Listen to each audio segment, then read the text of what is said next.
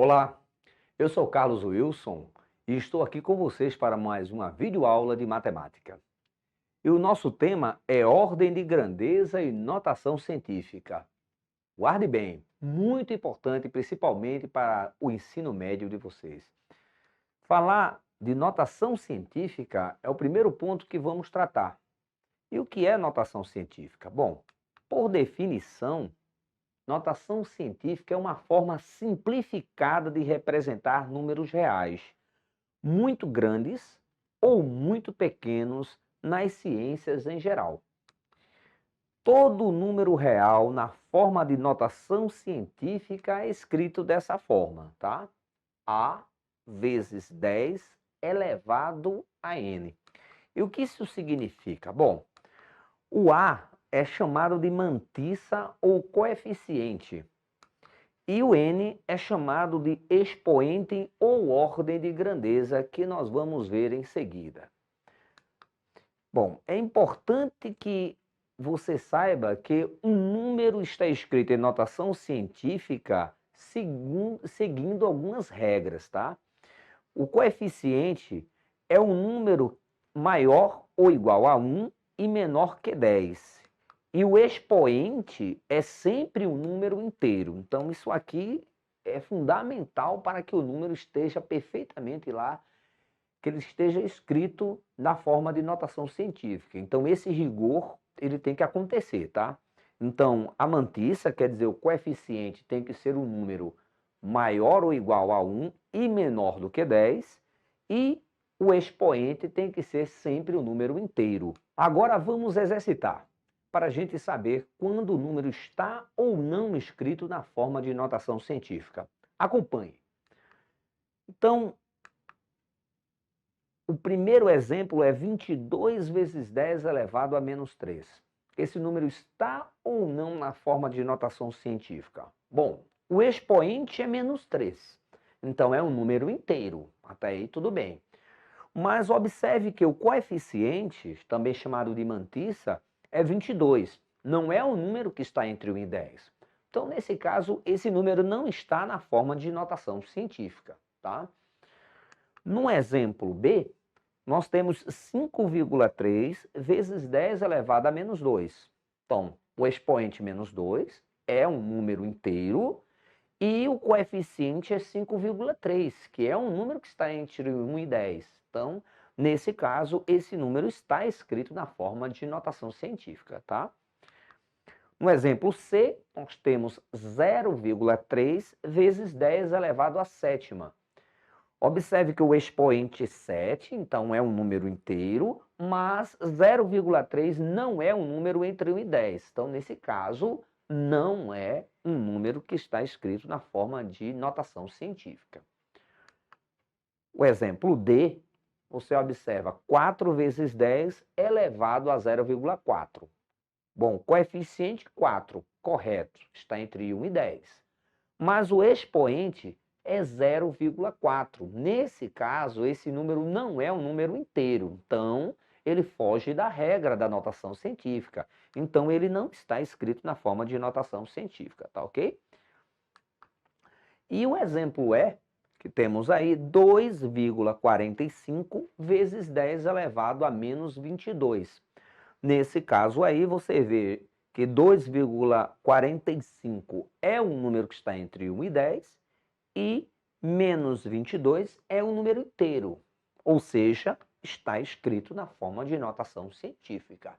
Espero que vocês tenham compreendido isso aí, tá? Mas vamos agora aprender a fazer essas transformações, tá? Às vezes a gente tem um número lá enorme e a gente precisa de fazer essas transformações. Daí eu vou colocar alguns exemplos práticos para você aí transformar números grandes ou números pequenos na forma de notação científica. No exemplo A, você está vendo o 1.400.000, tá? Tem 1, 4 e você tem aí 5 zeros. Então, como é que a gente faz esse número? Como é que a gente pode escrever esse número na forma de notação? Bom, o caso é, você precisa que o coeficiente fique com um número entre 1 e 10. Então, andando, colocando uma vírgula em algum lugar, aí a gente precisa que esse número fique entre 1 e 10.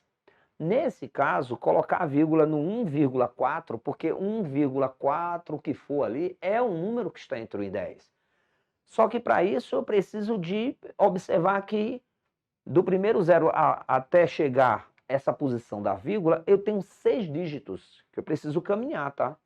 Então, nesse caso, caminhando essa vírgula, obtemos a potência como produto de 10 elevado a 6, que é essa quantidade de dígitos que você precisa andar. Então, nesse caso, você vai ter 1,4000000 vezes 10 à sexta. Por que 10? Porque o nosso sistema de numeração é decimal, é base 10.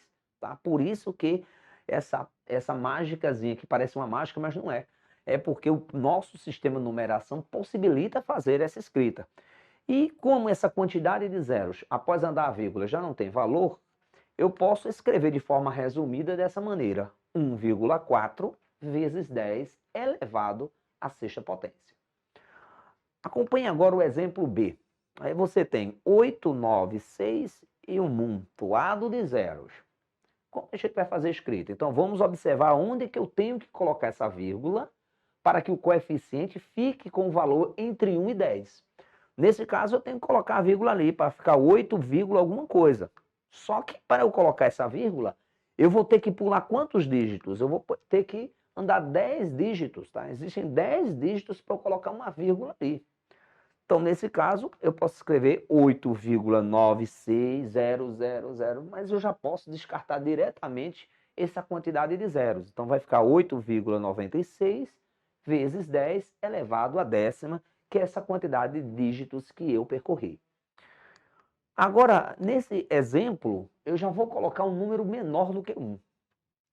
Caso bem interessante, quando o número é maior do que 1, vai ganhando um corpo maior, esse número ganha potência positiva.